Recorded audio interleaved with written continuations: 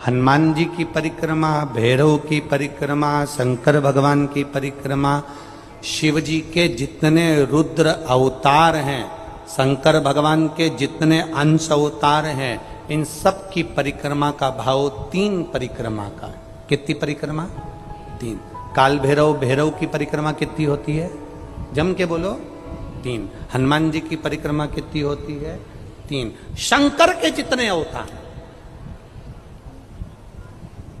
मेरे भोलेनाथ के जितने रुद्र अवतार हैं, मेरे शिव के जितने अवतार हैं, मेरे शंकर के जितने अंश अवतार हैं, उनकी सबकी परिक्रमा 3 है।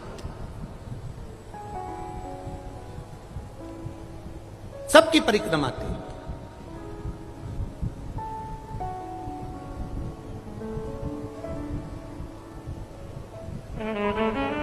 शिव परिक्रमा का भी भाव है, 3 परिक्रमा शंकर की भी है, पर पूरी नहीं।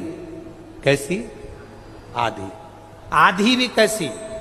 प्रत्येक शंकर की परिक्रमा का स्मरण होना चाहिए आपको। ये समझे जरा, बहुत अच्छी तरह से आज कथा निकली है तो उसको समझ ले।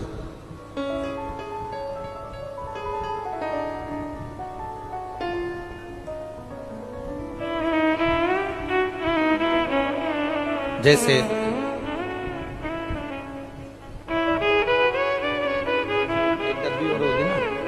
एक डब्बी और है ना, एक डब्बी और है उसमें देख लें।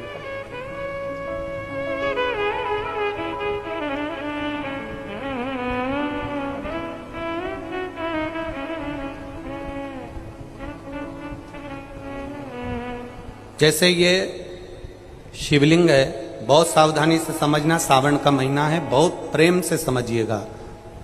शिव की आदि परिक्रमा जो हम करते हैं, उस परिक्रमा का फल हमें बाबा कब प्रदान करते हैं वो समझने वाला विषय, ठीक है। ये शिवलिंग, ये जलाधारी, ये भगवान के चरणारविंद जहां गणेश, कार्तिकेय, अशोक सुंदरी है, उस स्थान का। अब मंदिर के बीच में गर्भगृह में ये शिवलिंग रखा है। हम जब परिक्रमा चालू करते हैं तो यहां से यूं गए और यहीं से हम वापिस आ गए, वापिस हम यहीं से आ गए। शंकर की परिक्रमा पूर्ण कब मानी गई? आधी परिक्रमा को पूर्ण कब कहा गया? शिव की परिक्रमा को हम पूर्ण कैसे मान सकते हैं?